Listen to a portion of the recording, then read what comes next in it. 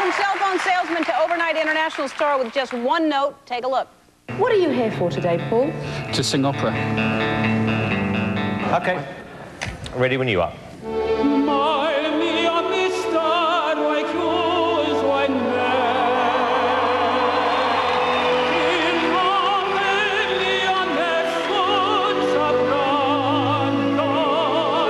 Work at Car Phone Warehouse, and you did that. I wasn't expecting that. No, neither was I.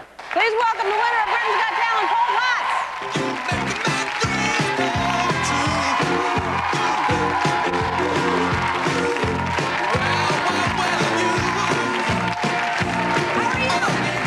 How are you?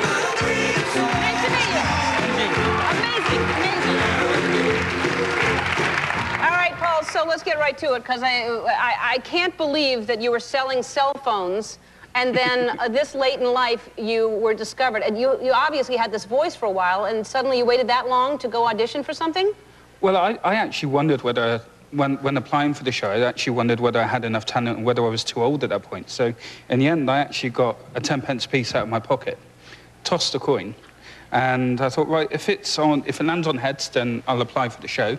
If it lands on tails, then I'll cancel the whole thing and just carry on selling mobile phones. Wow. Lucky for you, it landed in the right place. Well, yeah. Yeah. And before you did this is amazing, too. You had the worst luck of anyone I've ever heard of. Tell people your little, what was this, and how many years did you go through the medical problems? Well, I remember just before the end of 2002, I'm a typical man in very few ways, but in one way, if I get a medical problem, I'll take forever to go to the doctor. And I walked around with a burst appendix for a week. And I remember seeing the doctor, and he said, well, if it's appendicitis, you'll be dead by now. He said, but just give me a whiff of your breath. And I duly obliged. And he said, well, it's appendicitis because that breath would knock over a donkey. And afterwards, I had complications. They found a huge tumor. And I got back from it. Thankfully, it wasn't cancerous, so I was lucky there. And when I got back from that, I'd been back at 4 days, and somebody knocked me off my bike. With a car? With a car, yeah. Uh-huh. So... So that's a lot of... And you had just gotten married? Yeah, I'd been married 6 weeks when that happened. And your wife has to be the sweetest woman in the world, not to tell you your breath could have knocked over a donkey. But what a wonderful woman she is, I'll tell you that. So...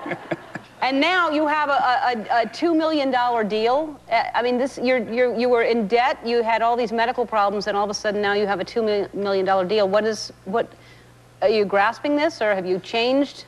I've always been determined to stay who I am, because I'm not very good at pretending. And if you try being someone you're not, you just spend your whole life acting, and then you just wonder what it was you said or what you did before.